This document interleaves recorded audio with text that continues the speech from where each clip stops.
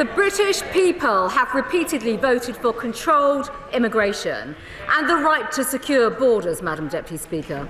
This is a government that acts and hears that message clearly, and we are determined to deliver that.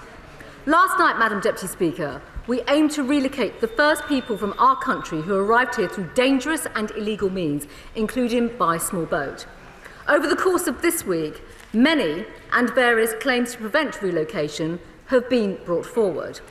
Now, Madam Deputy Speaker, I welcome the decisions of our domestic courts, the High Court, the Court of Appeal and Supreme Court to uphold our right to send the flight.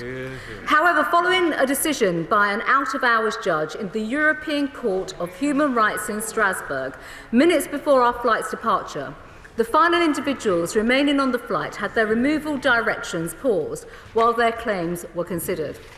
I want to make something absolutely clear today, Madam Deputy Speaker. The European Court of Human Rights did not rule that the policy or relocations were unlawful, but they prohibited the removal of 3 of those on last night's flight. Those prohibitions last for different time periods, but are not an absolute bar on their transfer to Rwanda. Anyone who's been ordered to be released by the courts will be tagged while we continue to progress their relocation.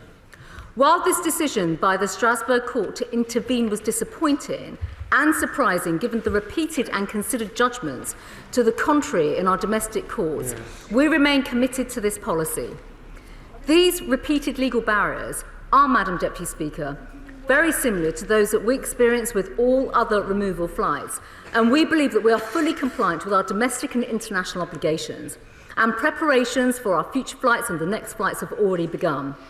Our domestic courts were of the view that the flight could go ahead. Madam Deputy Speaker, the case for our partnership with Rwanda bears repeating. We are a generous and welcoming country, as has been shown time and time again. Over 20,000 people have used safe and legal routes to come to the UK since 2015. And most recently, Madam Deputy Speaker, Britons have opened their hearts and their homes to Afghan nationals and Ukrainian nationals. But our capacity to help those in need is severely compromised by those who come here illegally. And as we've discussed in this House many, many times, who seek to jump the queue because they can afford to pay the people smugglers. It is illegal. It is not necessary because they are coming from other safe countries. It is not fair either on those who play by the rules or on the British taxpayers who have to foot this bill.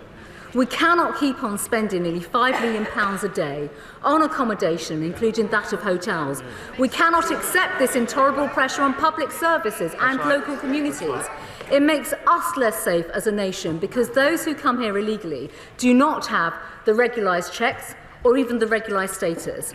And because evil people smuggling gangs use the proceeds of their ill-gotten gains to fund other appalling crimes that undermine the security of our country. It is also lethally dangerous for those who are smuggled.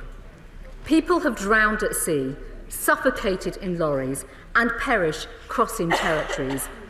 The humane, decent and moral response to all of this is simply not to stand by and let people down, or to be sold into slavery, or to be smuggled, but to stop this. And with that, Madam Deputy Speaker, inaction is not an option, or at least not a morally responsible one.